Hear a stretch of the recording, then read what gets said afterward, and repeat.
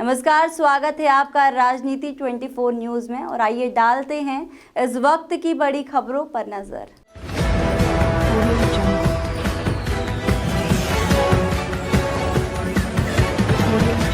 British प्रधानमंत्री Boris Johnson के भारत दौरे का आज दूसरा दिन है। पीएम मोदी और ब्रिटिश प्रधानमंत्री बोरिस जॉनसन के बीच दिल्ली के हैदराबाद हाउस में बैठक हुई। इस दौरान दोनों देशों के बीच रिफॉर्म, इंफ्रास्ट्रक्चर, मॉडर्नाइजेशन प्लान और पाइपलाइन पर चर्चा हुई है।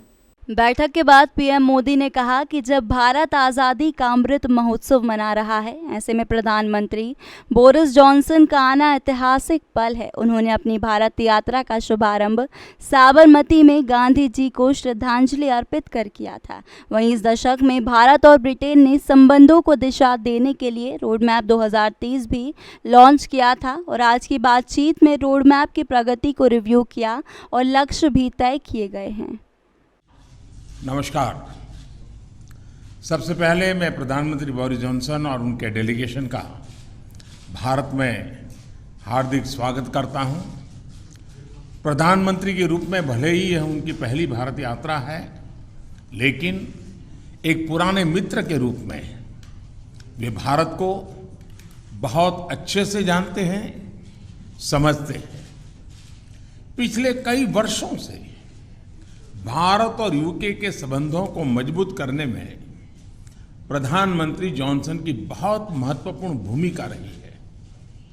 इस समय जब भारत अपनी आज़ादी का अमृत महोत्सव मना रहा है, प्रधानमंत्री बोरिस जॉनसन का यहाँ आना अपने आप में एक ऐतिहासिक पल है।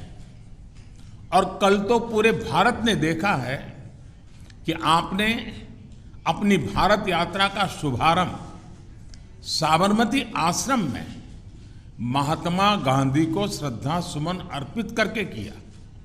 फ्रेंड, पिछले साल हमने दोनों देशों के बीच कॉम्प्रिहेंसिव स्ट्रेटेजिक पार्टनरशिप की स्थापना की थी और इस दशक में अपने संबंधों को दिशा देने के लिए हमने एक महत्वाकांक्षी रोड मैप 2030 भी लॉन्च किया था।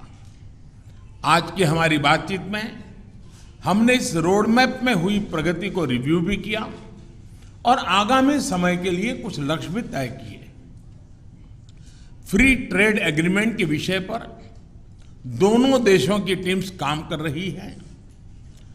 बातचीत में अच्छी प्रगति हो रही है और हमने इस साल के अंत तक एफटीए के समापन की दिशा में पूरा प्रयास करने का निर्णय लिया है। पिछले कुछ महीनों में भारत ने यूएई और ऑस्ट्रेलिया के साथ फ्री ट्रेड एग्रीमेंट का समापन किया है। उसी गति, उसी कमिटमेंट के साथ हम यूके के साथ भी एफटीए पर आगे बढ़ना चाहेंगे।